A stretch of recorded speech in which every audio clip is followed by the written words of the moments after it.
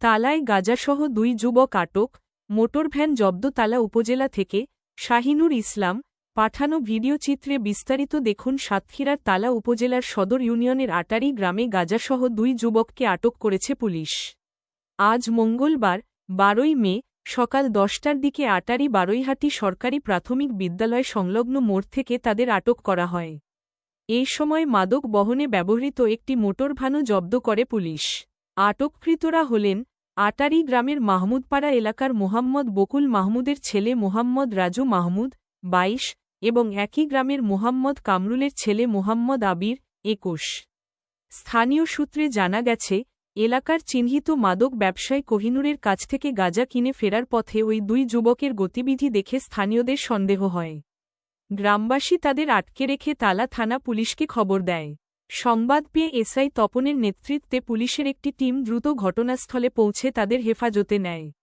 এই সময় তল্লাশি চালিয়ে তাদের কাছ থেকে প্রায় 100 গ্রাম গাঁজা উদ্ধার করা হয়।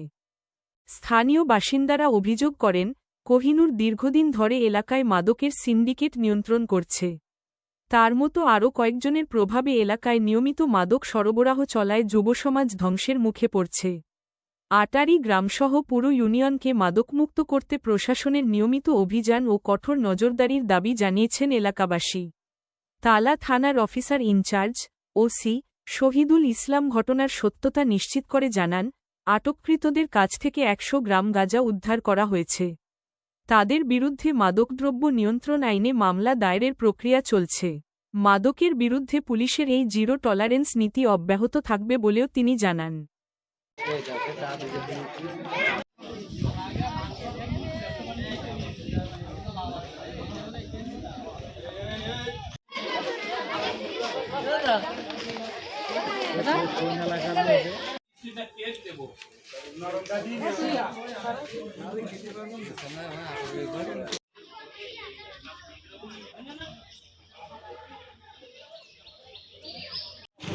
আমাদের দেশ নায়ক তারেক রহমান, আমাদের প্রধানমন্ত্রী, তিনি মাদকের বিরুদ্ধে জিরো টলারেন্স ঘোষণা করেছেন।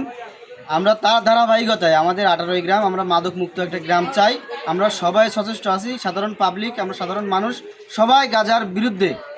যেখানে আমরা গাঁজা দেখি, গাঁজার লোক, গাঁজা সেবন সহ গাঁজার বিক্রেতা, আমরা সবাই প্রশাসনের হস্তক্ষেপ কামনা করি এবং আমরা নিজেরাই গাঁজাখোর ধরে আমরা প্রশাসনের কাছে হস্তান্তর করে দিই। আজকে যেটা ধরা হলো এটা কিভাবে ধরা হলো? এটা আমরা রাস্তা দিয়ে যাচ্ছিলাম, দেখি ওরা গাঁজা কিনে নিয়ে আসতেছিল।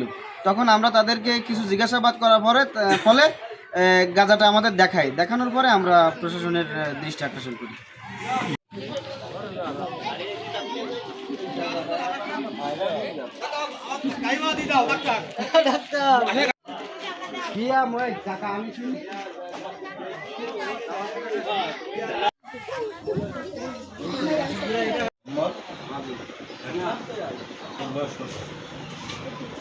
আর একটু ইকুয়ালি আরশনগরের ওই দুটো ভাই একটু ভাই একটু সেভিজন একটু কাজ করতে দেন ভাই, নয়তো সামনে দিয়ে যাবে।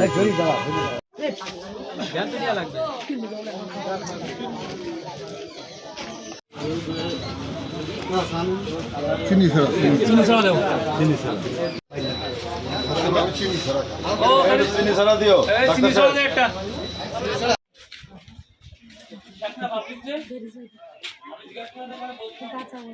সারা আলাদা নিয়ে না, আমরা এবারে শাড়ি চলে এসে ফোন দেখ করলাম না কুমার বাবু।